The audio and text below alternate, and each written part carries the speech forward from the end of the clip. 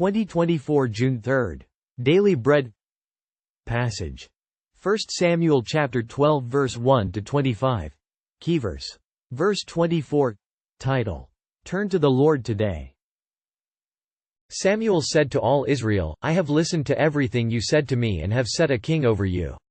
Now you have a king as your leader. As for me, I am old and gray, and my sons are here with you. I have been your leader from my youth until this day. Here I stand. Testify against me in the presence of the Lord and his anointed. Whose ox have I taken? Whose donkey have I taken? Whom have I cheated? Whom have I oppressed? From whose hand have I accepted a bribe to make me shut my eyes? If I have done any of these things, I will make it right. You have not cheated or oppressed us, they replied. You have not taken anything from anyone's hand.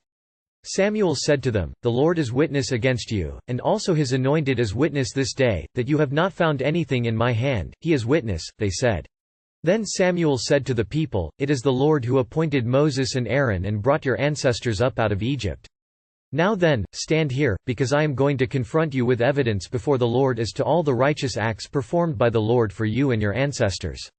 After Jacob entered Egypt, they cried to the Lord for help, and the Lord sent Moses and Aaron, who brought your ancestors out of Egypt and settled them in this place. But they forgot the Lord their God, so he sold them into the hand of Sisera, the commander of the army of Hazor, and into the hands of the Philistines and the king of Moab, who fought against them. They cried out to the Lord and said, We have sinned, we have forsaken the Lord and served the Baals and the Ashtoreths. But now deliver us from the hands of our enemies, and we will serve you. Then the Lord sent Jerub-Baal, Barak, Jephthah and Samuel, and he delivered you from the hands of your enemies all around you, so that you lived in safety. But when you saw that Nahash king of the Ammonites was moving against you, you said to me, No, we want a king to rule over us even though the Lord your God was your king.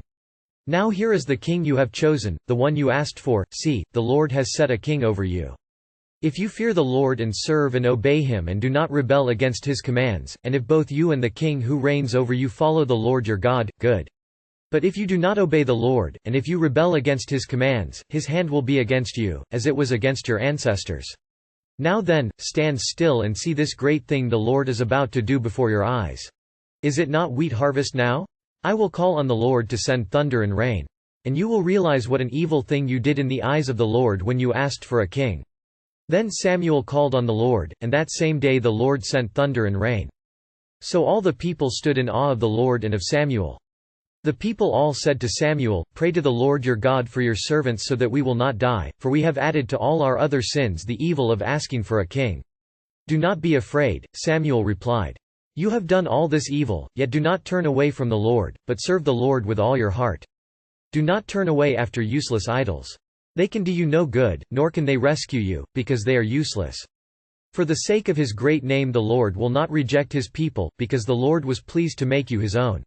As for me, far be it from me that I should sin against the Lord by failing to pray for you. And I will teach you the way that is good and right. But be sure to fear the Lord and serve him faithfully with all your heart, consider what great things he has done for you. Yet if you persist in doing evil, both you and your king will perish. After God had given his people victory over the Ammonites, Samuel addressed the people. Samuel had judged with impeccable integrity and faithfulness. He reminded the people how the Lord had brought them out of Egypt and into the Promised Land. Though they forgot about God and suffered under enemies, God repeatedly heard their cries for help. He raised new judges. God did this to show his people that he was their king. Who would lead the people next? Samuel was old. His sons were corrupt. The Israelites asked for a king instead of accepting God as their king. Then God sent thunder and rain to confirm that 1. He was still Lord, 2. Saul was his chosen king, and 3. The people's request was evil. The people were frightened, but Samuel reassured them. They must turn from idols. God gave them an opportunity to repent and trust him. God was pleased to make them his people. They must fear the Lord, serve him faithfully, and remember what he has done. Do not hang on to past unfaithfulness and sin. The Lord is pleased to make us his people through Jesus Christ. Fear the Lord, serve him, and consider all he has done for you. Prayer. Father, please forgive our unfaithfulness and idolatry. Help us to serve you newly today. One word. Turn away from idols to the Lord.